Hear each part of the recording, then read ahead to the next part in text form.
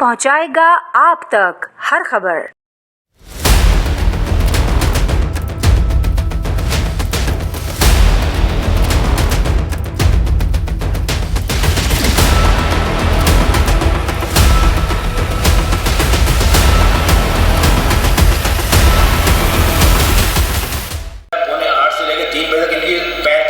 Call है आपस में, इनका पूरा प्रोग्राम बना हुआ था।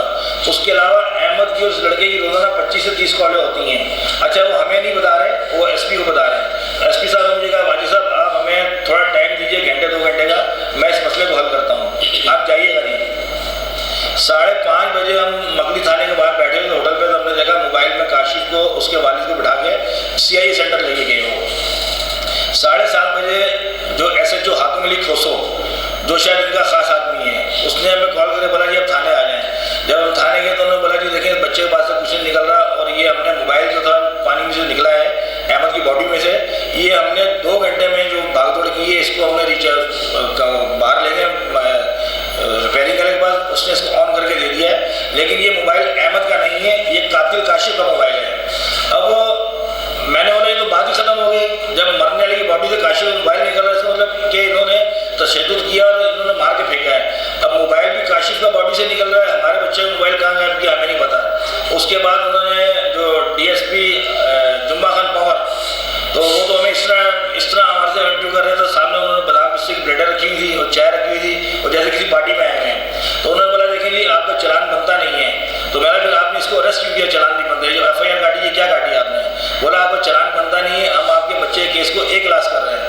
अब वो A क्लास का मतलब ये है कि जी A क्लास का मतलब ये कि वाजिद साहब जब आपके पास 1 महीने में, 2 महीने में, 6 महीने में, साल में, 10 साल में आपके पास कोई प्रूफ आता है कि ये लोग कातिल है, तो आप थाने आ जाए, हम इनको दोबारा अरेस्ट करेंगे।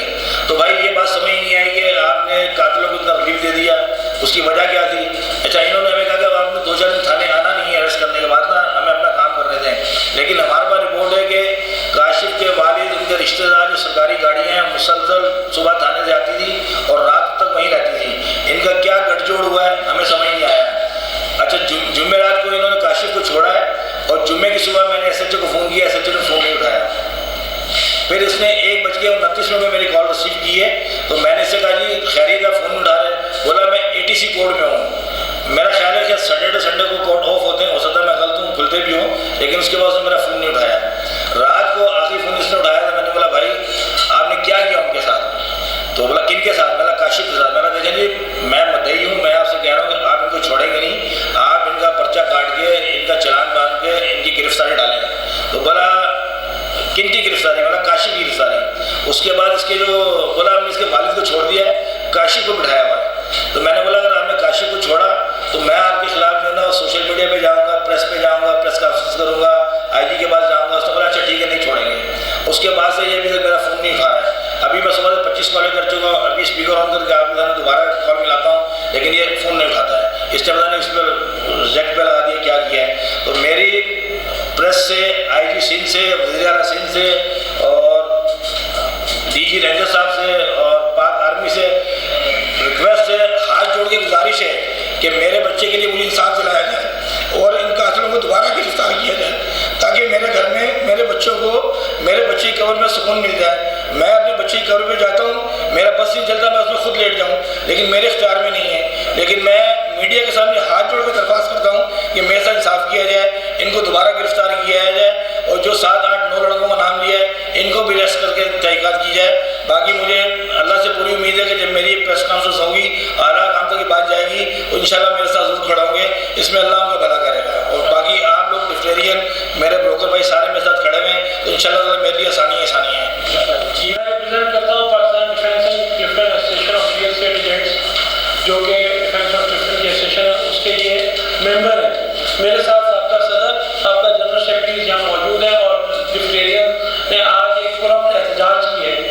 बेसिकली आज यहाँ आने का और प्रेस को मुखातिब करने का मकसद है कि प्रेस हमारी आवाज़ बने, क्योंकि ये जुल्म हुआ है। और ये इनका इकलौता बेटा अहमद अली, जिसका आप देख सकते हैं कि 2 माह का छोटा सा बच्चा है, कल ये अपने बाप 1.5 साल का, आप ये बताइए कल जब अपने बाप के कातों का पूछेगा तो हम क्या जवाब देंगे? क्या हम लोग मुँह लेके जाएंगे? ये उसके दादा बैठे हुए, ये क्या बोलेंगे? ये आप गौर से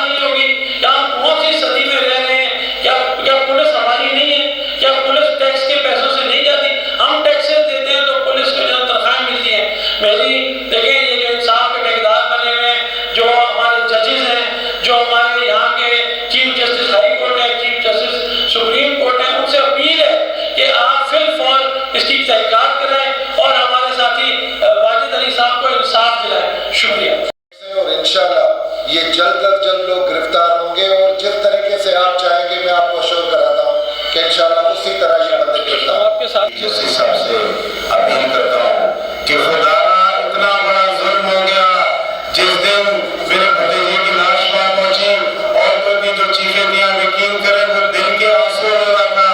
वालिदैन का दुख बहुत बड़ा दुख होता है, लेकिन औलाद का दुख ये अल्लाह को से मुश्किल बना देता है। खुदारा आईजी साहब आंखें खोले, लोगों की जो है ये जो दर्द भरी आंखें हैं ये सब कुछ बहा के ले जाएंगी, वरना मेरी सिर्फ यही अपील है।